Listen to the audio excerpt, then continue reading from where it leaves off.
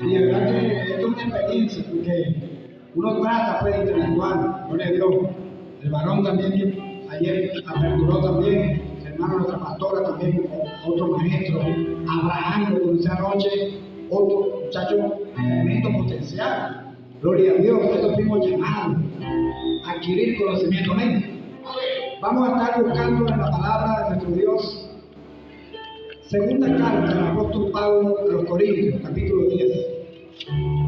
Un tema que es muy importante, que a veces pasamos por alto, pasamos por olvido. Vamos a hablar hoy de somos soldados de Cristo. Alabado al Señor. Somos soldados de Jesucristo. Gloria a Dios. El que esté a su lado, voltee y dígale: soy soldado de Cristo. Somos soldados de Cristo. Amén. Segunda carta del apóstol Pablo a los Corintios, capítulo 10, verso 3 en adelante. Vamos a estar leyendo allí, ¿verdad? Aunque mi Biblia tiene la letra un poco pequeña, yo me lo sé de memoria, pero por reverencia a la palabra, lo que se pueda poner, vamos a estar de pie para reverenciar la palabra de nuestro Dios. Amén. Segunda carta de Corintios, capítulo 10, verso 3. Dice el apóstol Pablo, por el Espíritu Santo acá. Leo en el nombre del Padre, del Hijo y del Espíritu Santo. Amén. Dice, 2 Corintios 10, 3.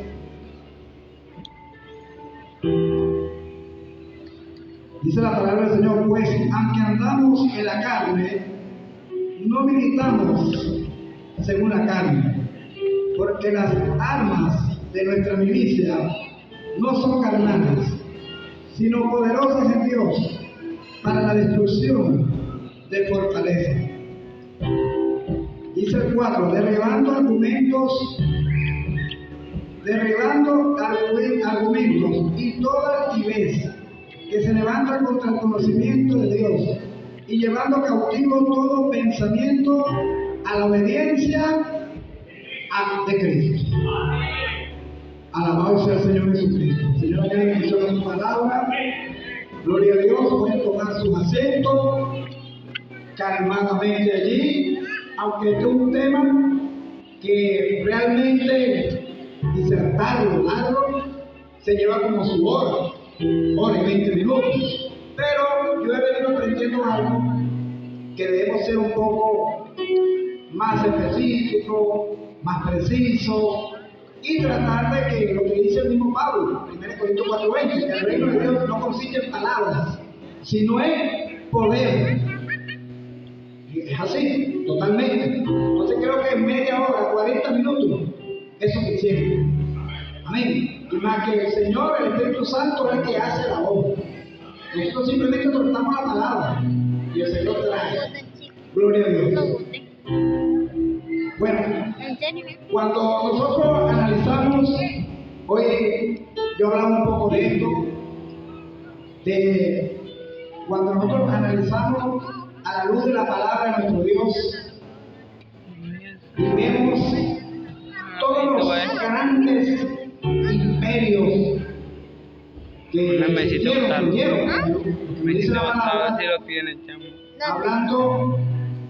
imperios antiguos, como el imperio Egipto, ¿se acuerdan los faraones?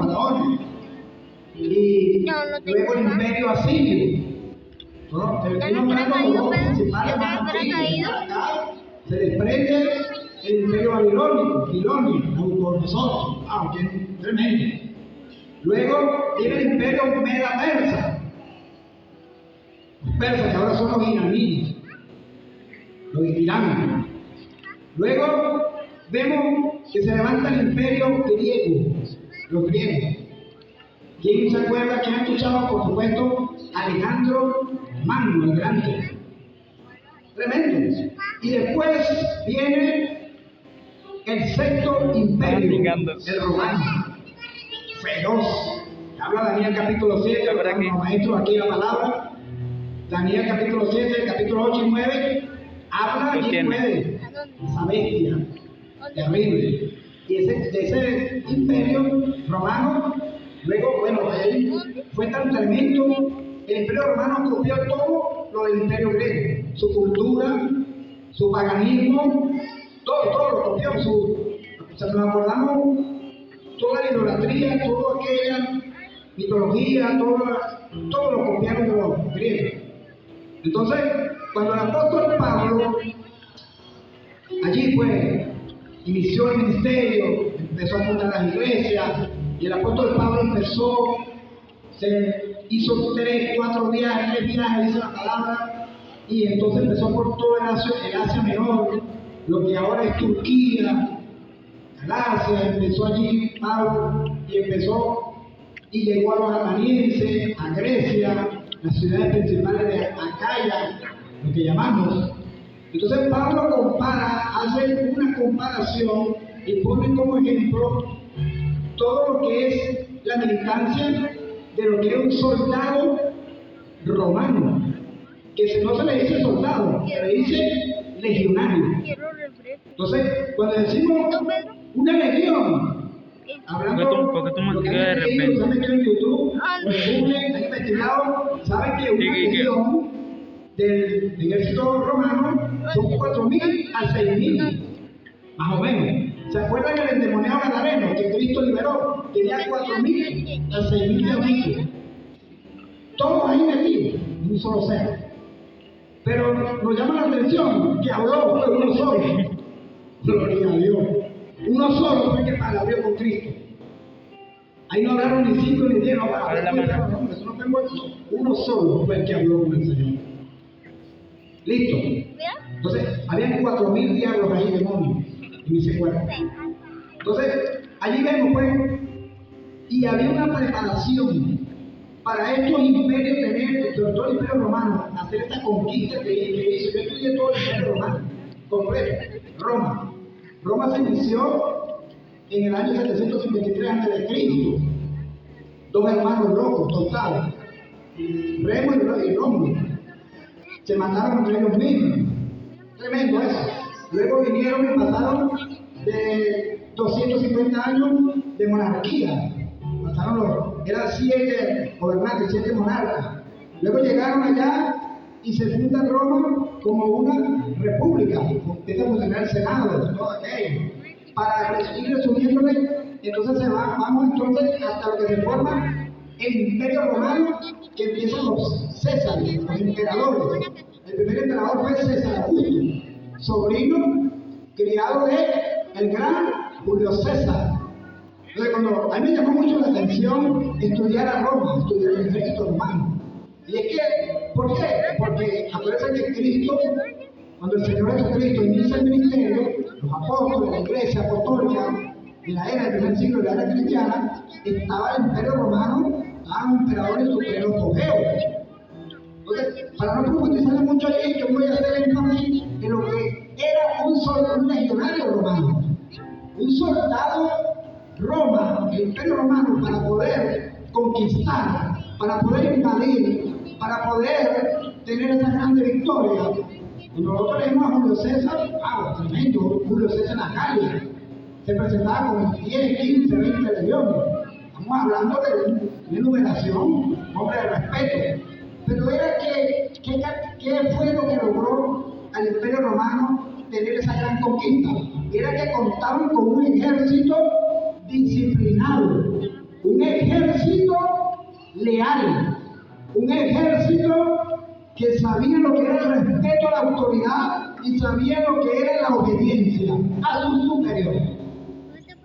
Fíjense que ustedes, yo investigué esto bien en YouTube y sale que un legionario primero no era que lo mandaron, que tú vas a ser legionario, lo vas a vestir, te vas a poner armadura, pasaba por un proceso primero. Le daban una serie de entrenamientos, de cosas, para poder tomarlo y meterlo en las filas del ejército romano. Ahora, nosotros entendamos, iglesia y campo, estamos aquí presentes, nosotros somos llamados a ser soldados verdaderos de Cristo. Nosotros, en el primer momento que usted acepta a Cristo como su Señor y Salvador, usted usted de repente se convierte a Cristo, ya usted salió de la potestad de las tinieblas, la virtud del pecado del enemigo, ahora usted pasó a ser en las filas del ejército de nuestro Dios, que estamos llamados aquí a librar y a presentar una buena batalla. Alabado sea el Señor. Dale un aplauso. Gloria a Dios. Ahora, Dios, nuestro Dios, es Dios de los ejércitos. Ahí, eso está demostrado claramente. Antes de que nuestro Dios hiciera los planetas, creara cielo, creara tierra, hiciera los mares, hizo todo, antes que hubiera el jardín de Edén, dice, desde antes de la eternidad, nuestro Dios creó lo que conocemos, las distintas jerarquías angelicales.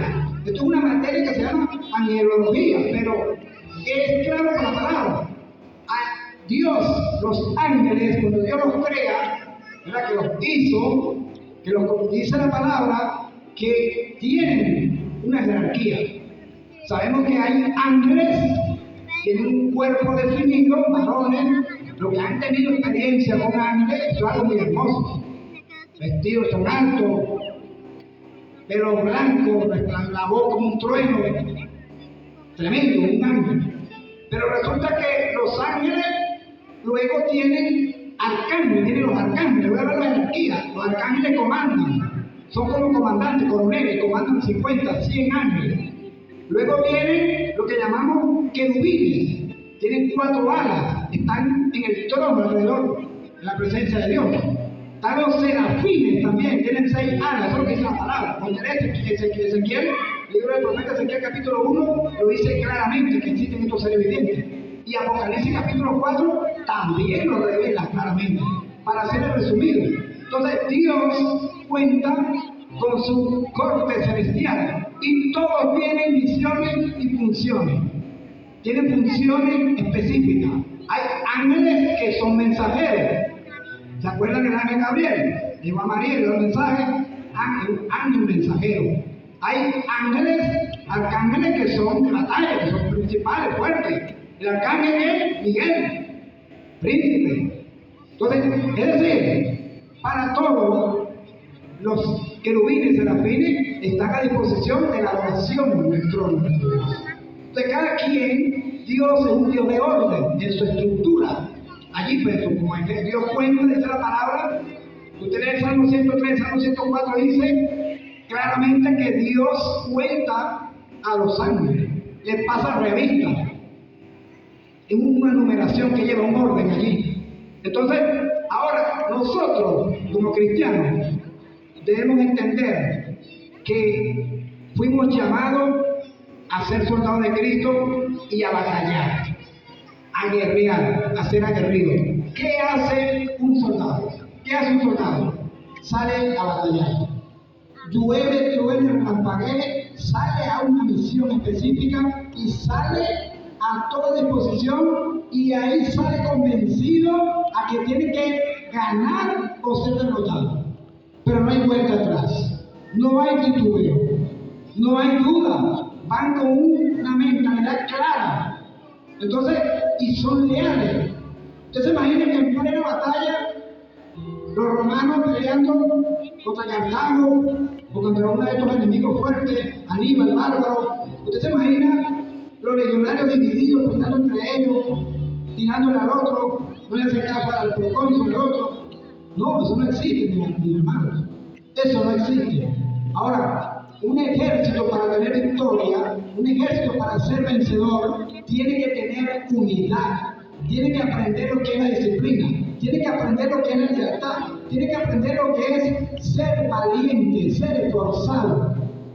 Amén. Vamos al Señor Jesucristo. Ahora nosotros fuimos llamados como iglesia, como ser soldados de Jesucristo. Dice Pablo en Efesios capítulo 6, ¿verdad? Verso 10 en adelante dice, fortaleceos en el Señor y en el poder de su fuerza. Y dice allí que nos tenemos que vestir con toda la armadura de Dios, como cristianos. Y él pone el ejemplo del legionario romano, del soldado romano. Dice que no tenemos lucha contra sangre y carne, sino contra principados, potestades, huestes de las regiones celestes de maldad. Y habla allí pues de que tenemos que tomar toda la armadura de Dios, ¿verdad? Vestido los lomos con la verdad, ceñido con la coraza de justicia, el evangelio, el apresto del evangelio de la paz, el calzado, el escudo de qué? El escudo de la fe, con que va a apagar todos los dardos que están enemigos. ¿Usted sabe qué es un dardo? Un flechazo con candela, prendido. Entonces, ¿qué es la fe? Un cristiano que no tiene fe es como decir un carro sin gasolina. Un cristiano que no tiene fe es como decir, oye, mire, nos vamos a bañar, no tenemos jabón y no hay agua. Un cristiano, si no tiene fe, está derrotado, hermano. Si no tenemos fe, si perdemos la fe, morimos. Entonces, el apóstol Pablo dice en una serie cómo debemos estar vestidos nosotros como soldados de Cristo. Esto es en lo espiritual. Entonces, pero hay dos armas que específicamente nosotros como cristianos, como iglesia, tenemos que para atacar y para atacar al enemigo y para, ¿cómo se llama? Para direccionar el ataque. Lo que Pablo dice allí es tomar la espada del Espíritu, Efesios 6:17, tomando la espada del Espíritu, que es la palabra de Dios, orando en todo tiempo con toda oración y súplica en el Espíritu con todos los santos. Entonces, ahí está. La dos armas poderosas que tenemos como soldados de Cristo es la palabra de nuestro Dios y la oración del Espíritu. Esa es la forma, no hay otra. Esa es la única manera que nosotros tenemos para derrotar al diablo, para derrotar todas las acechanzas del enemigo, todas las maquinaciones del enemigo, para derribar toda fortaleza. Es lo que dice Pablo aquí, que nuestras armas no son carnales, porque la lucha no es contra tu hijo, la lucha no es contra tu jefe en el trabajo, la lucha no es contra el marido que no se ha convertido, la lucha no es contra ninguna persona humanamente aquí, la lucha es contra el enemigo, un ser satánico, un ángel caído, que dice que se rebeló contra Dios desde la eternidad. Ese ángel, querubín, protector, ángel de luz, Lucifer, quiso dar igual a Dios, quiso dar un golpe de estado allá arriba de la eternidad. Cuando Dios crea a los ángeles y hace todas las cosas celestiales, este ángel hermoso, bello, era el sello de la perfección, pero se halló maldad en su corazón. Quiso ser igual a Dios y Dios no comparte su gloria con nadie.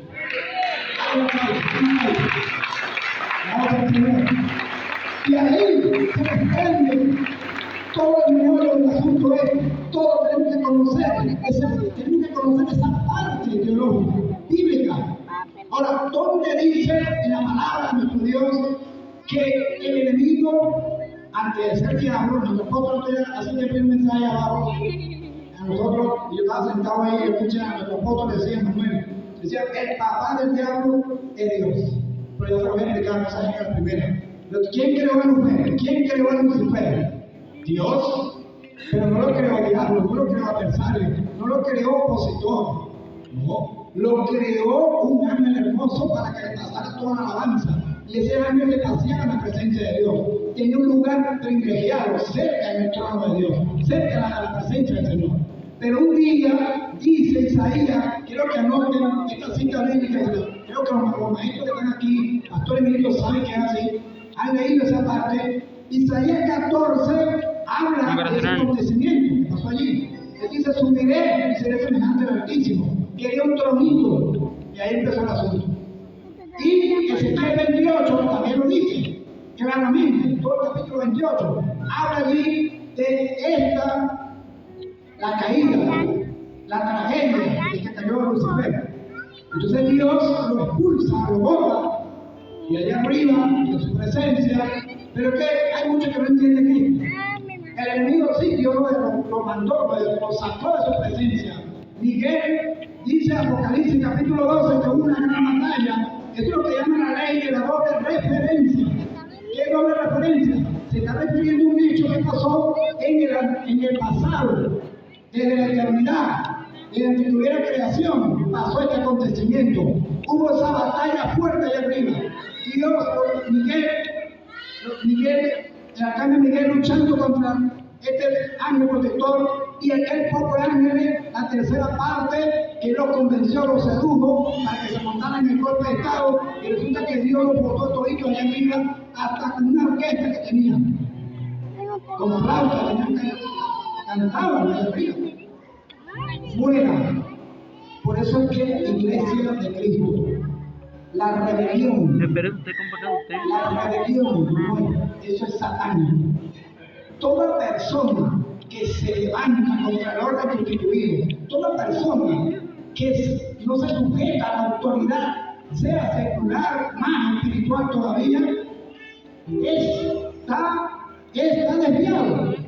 Eso es satánico. Porque donde nació la rebelión, donde nació aquella soberbia, aquella altivez de querer ser igual a Dios, fue en nube. Y de ahí para acá vino esa gran tragedia. Entonces todo comienza por ahí. Ahora, nosotros como cristianos debemos conocer al enemigo para poder entender cómo debemos movernos. El gran error de hoy en día, el gran fracaso hoy en día, los grandes problemas que está pasando hoy en día en la iglesia a nivel mundial, me refiero, es que no conocen al enemigo, no saben, no manejan bien cómo el enemigo obra y opera, y le dan lugar al diablo, un diablo que está derrotado, que está vencido, porque Cristo lo derrotó en la cruz del Calvario. Cristo lo venció.